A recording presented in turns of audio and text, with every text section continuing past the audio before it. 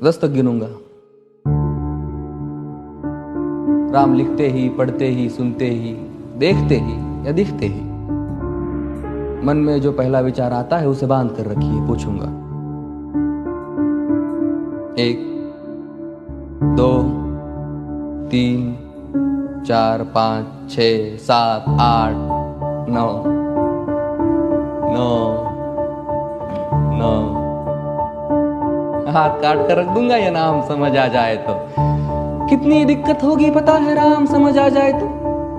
भाई राम राम तो कह लोगे पर राम सा दुख भी सहना होगा। पहली चुनौती ये होगी कि मर्यादा में रहना होगा। और मर्यादा में रहना मतलब कुछ खास नहीं कर जाना है, बस त्याग को गले लगाना है और अहंकार जलाना है।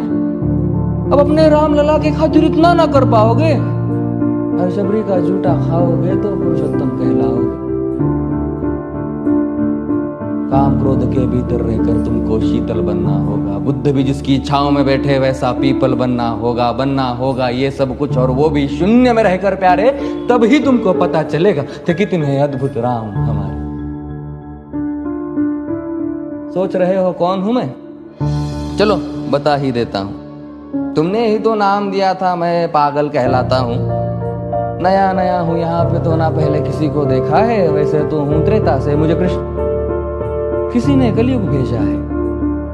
भाई बात वहां तक फैल गई है कि यहाँ कुछ तो मंगल होने को है कि भरत से भारत हुए राज में सुना है राम जी आने को है। बड़े भाग्यशाली हो तुम सब। वहां पे सब यही कहते हैं कि हम तो राम राज्य में रहते थे पर इन सब में राम रहते हैं। यानी तुम सब में राम का अंश छुपा है। मतलब वो तुम में आते हैं रहने। सच है या फिर गलत खबर? अगर सच्ची है तो क्या कहने। तो सबको राम पता ही होगा, घर के बड़ों ने बताया होगा। तो बताओ फिर कि क्या है राम। बताओ फिर कि क्या है राम। बताओ। अरे पता है तुमको क्या है राम?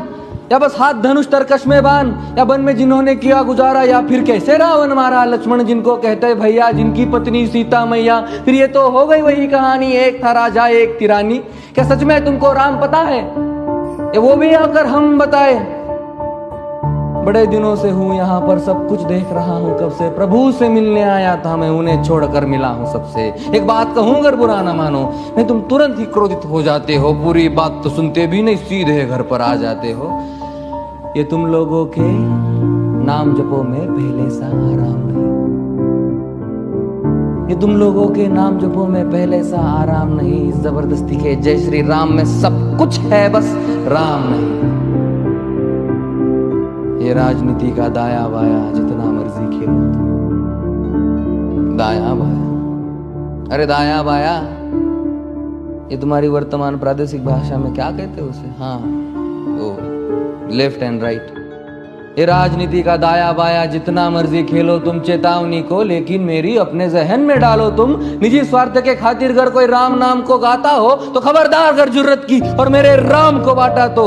भारत भू का कवि हूं मैं, तभी निडर हो कहता हूँ राम है मेरी हर रचना में। मैं बजरंग में रहता हूँ। भारत की नींव है कविताएं और सत्य हमारी बातों में, तभी कलम हमारी तीखी और साहित्य हमारे हाथों में। तो सोच समझ कर राम कहो तुम।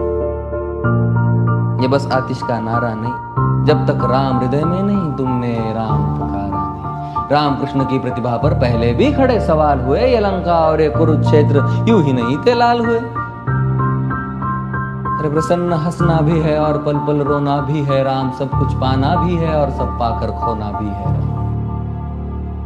ब्रह्मा जी के कुल से होकर जो जंगल में सोए हो, जो अपनी जीत का हर्ष छोड़ रावण की मौत पे रोए हो। शिव जी जिनकी सेवा खातिर मारुत रूप में आ जाए। शेष नाग खुद लक्ष्मण बनकर जिनके रक्षक हो जाए। और तुम लोभ क्रोध अहंकार छल कपट सीने से लगाकर सो जाओगे तो कैसे भक्त बनोगे उनके, कैसे राम समझ पाओगे?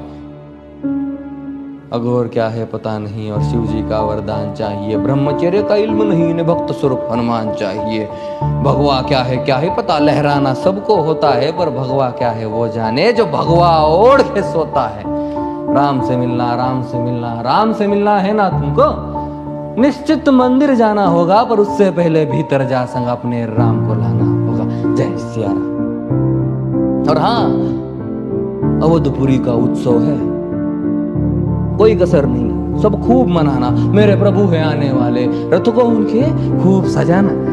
वो द्वापर में कोई राह तक है, मुझे उनको लेने जाना है। चलिए तो फिर मिलते हैं,